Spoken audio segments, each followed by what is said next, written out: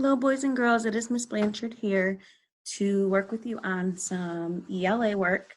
We're going to talk about the beginning, middle, and end of fiction stories. So the reason that we read stories is to be entertained. The author writes them so that we can enjoy ourselves and have fun.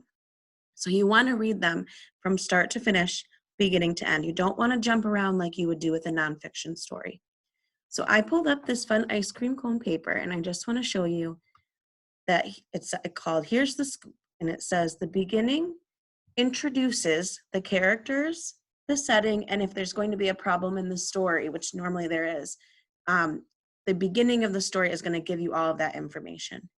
In the middle of the story, it says it's going to raise the action. This is where most of the story happens. It's all the exciting parts of the story, and if there is a problem, it becomes more clear or it gets bigger. And at the end, they solve the problem or learn a lesson to wrap it up. So we're going to listen to one of my very favorite books that is called If You Give a Mouse a Cookie, and then we're going to talk about the beginning, middle, and end of that story.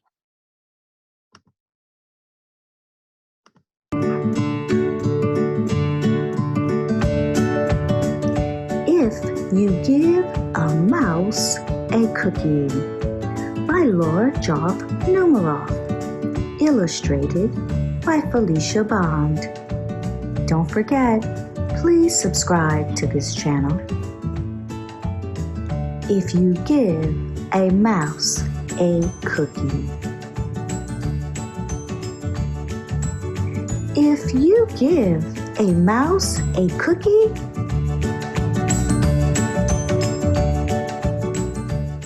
he's going to ask for a glass of milk. When you give him the milk,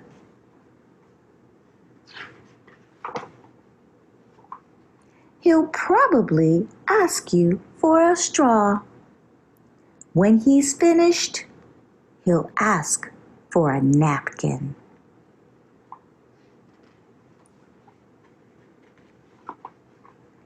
Then he'll want to look in a mirror to make sure he doesn't have a milk mustache. When he looks into the mirror, he might notice his hair needs a trim. So he'll probably ask for a pair of nail scissors.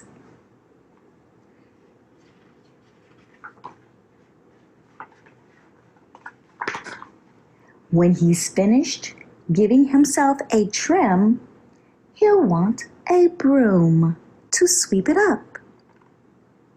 He'll start sweeping. He might get carried away and sweep every room in the house. He may even end up washing the floors as well.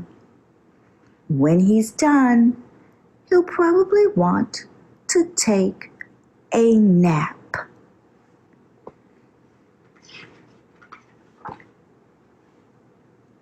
You'll have to fix up a little box for him with a blanket and a pillow. He'll crawl in, make himself comfortable, and fluff the pillow a few times. He'll probably ask you to read him a story. So, you read to him from one of your books, and he'll ask to see the pictures. When he looks at the pictures, he'll get so excited he'll want to draw one of his own. He'll ask for paper and crayons.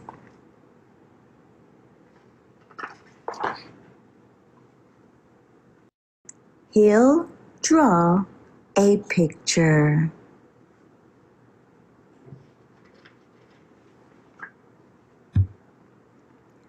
When the picture is finished, he'll want to sign his name. with a pen.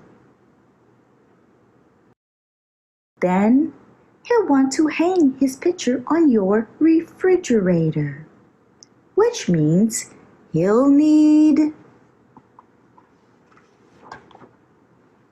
Scotch tape.